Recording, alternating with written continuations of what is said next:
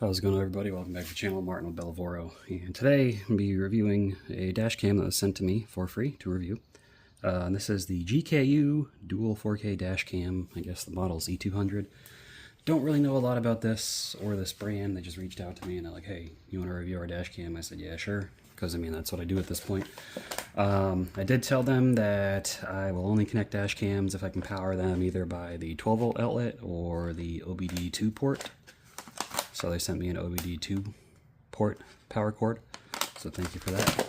I review a lot of dash cams, and my car's electronics are all extra, so I do not want to hardwire any dash cams in my car.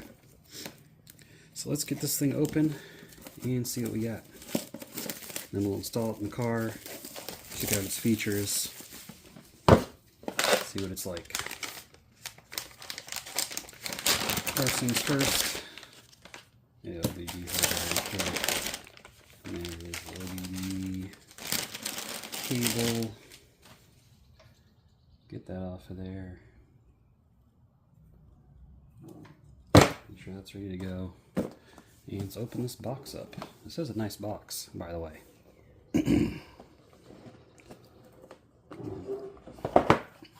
Okay. Flip it over this way. So first things first, we got our user manual. Say how to connect. Now I don't go over like the super fine details of getting everything connected because everyone's got a different vehicle, everyone's got a different phone. But this does look like they have their own app, so that's nice. All the other dash cams rely on third-party apps, which will have compatibility issues. But yeah, anyways, how does this go? Peel off plastic and chosen location.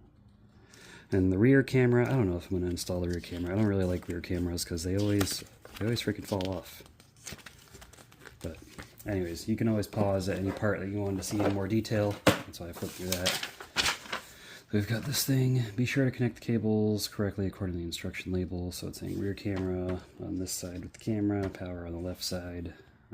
Not the camera on the left side, so keep that in mind. So this is, little things like these are helpful, because I'm assuming that's probably a mistake a lot of people have made. Let's set that aside. What do we got here? We've got...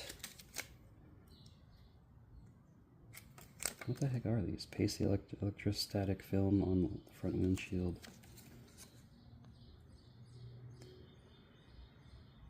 Paste the bracket into the circular area.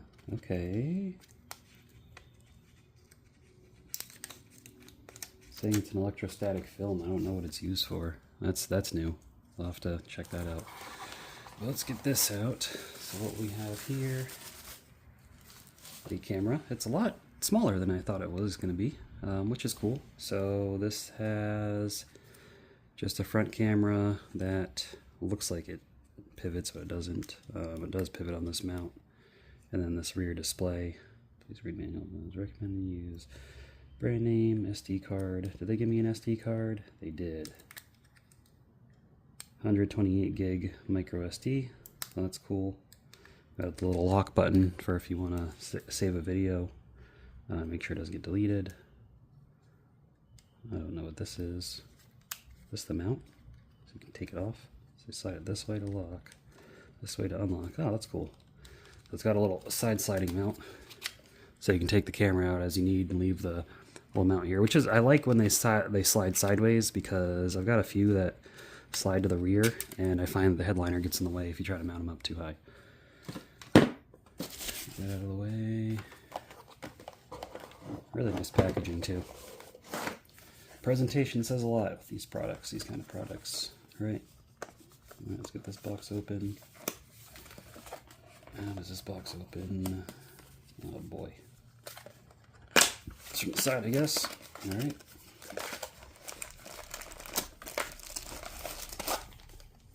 I think this is the rear camera. Yeah, it's the rear camera. A little adhesive. I've seen this type of camera a million times. It's a decent camera.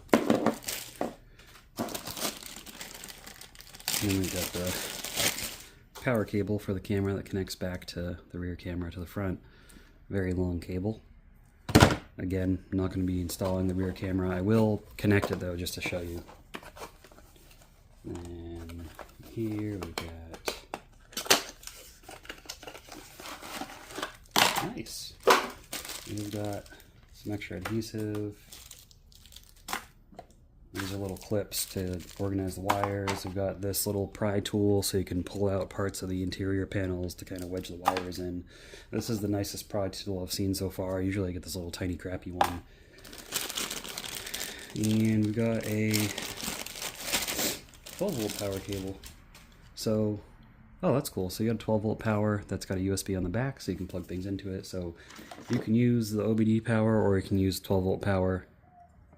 But nice to know that it comes with 12-volt power. This is an additional purchase. This doesn't come with it, so keep that in mind. But it does come with this, so that's nice. Glad that they included that. Doesn't come with hardwire options, so that you may not like that. I don't care for hardwire.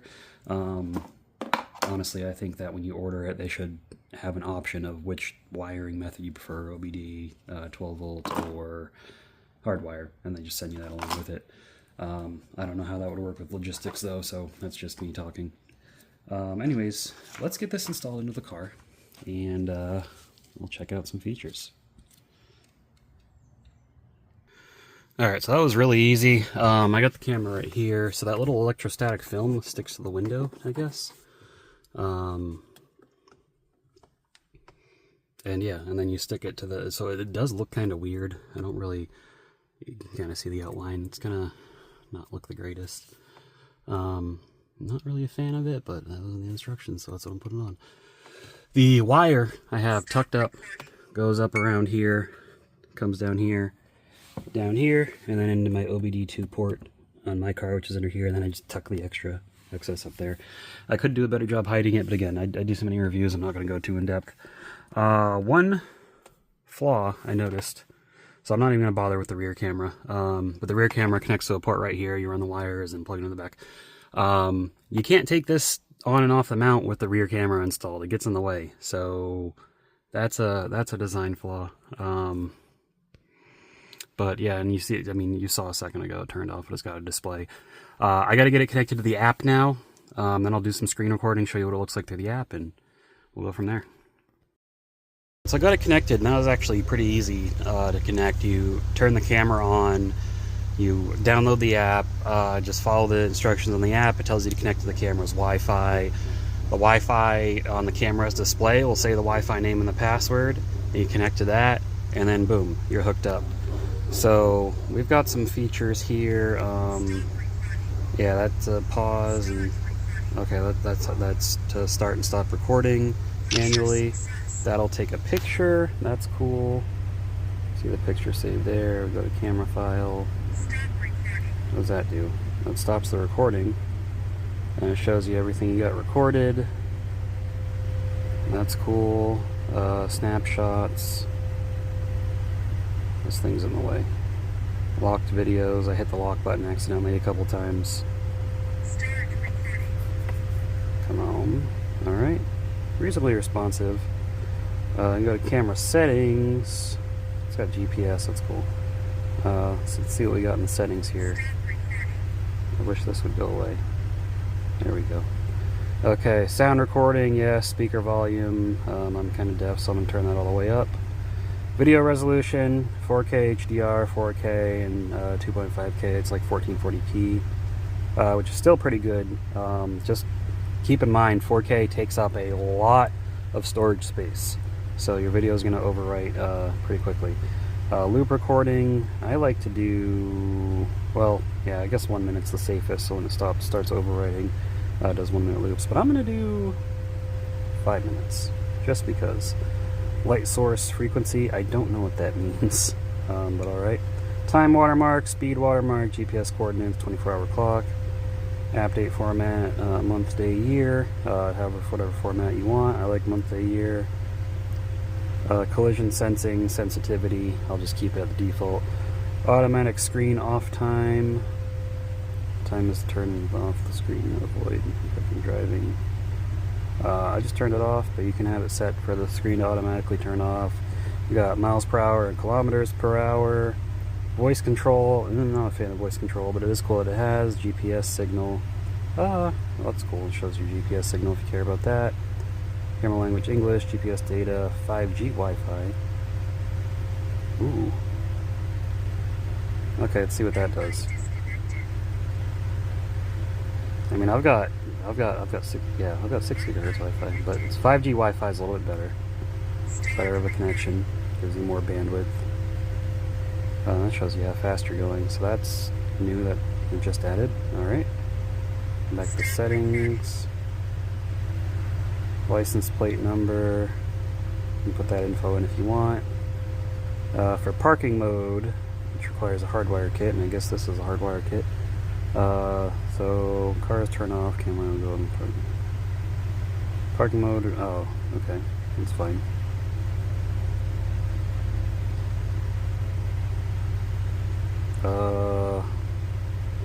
Yeah, it's got all these different features, so that's cool. If you want parking modes, time to wake up, let's do wake up mode. When the car is turned off, camera will go into parking mode automatically. Okay. Frame rate of time-lapse video, 1 frame per second, let's do 5. Change the Wi-Fi name. You will want to change the Wi-Fi password because the password default's 1, 2, 3, 4, 5, 6, 7, 8, especially if you live in a more populated area. Firmware version, can't change that. Format SD card, it's already formatted. And factory reset, so that's some pretty cool stuff. Doesn't look like this has like a sentinel mode to send you notifications. But that's fine, I don't have any problem with that. It's just a basic dash cam. You can adjust where it views. I mean, that's pretty good resolution, guys. If this freaking mount wasn't in the way, again, this is for a different product that I'm still reviewing, but if that mount wasn't in the way, let's block up a little bit, but you can see, like the how clear of an image this is. You can see all the wrinkles in the foil and the garage door insulation, things like that. So overall, pretty cool, pretty nice little camera. I can even go widescreen or full screen. That's pretty cool. But yeah, that's a nice little camera. Honestly, I got no complaints about it. So we'll see how it goes. Feel free to comment below, ask for updates and how it is. But if you're looking for just a simple camera, you don't want all those features, you don't want to have to pay for a data plan to be able to remotely view, then great, because this doesn't look like this is a camera you can remotely view. This is just a basic regular dash cam with high resolution, which is nice. So yeah, I like it. I think it's pretty cool. I like how simple they keep it, and I like how it's got a little screen built into the back so you can see what you're looking at, because a lot of these cameras coming out, they have all those fancy features, they exclude that. I'm not a big fan, but yeah, that's all I got for you guys here. Check the camera out, there's a link below in the description, and I'll see you in the next one. Have a good one.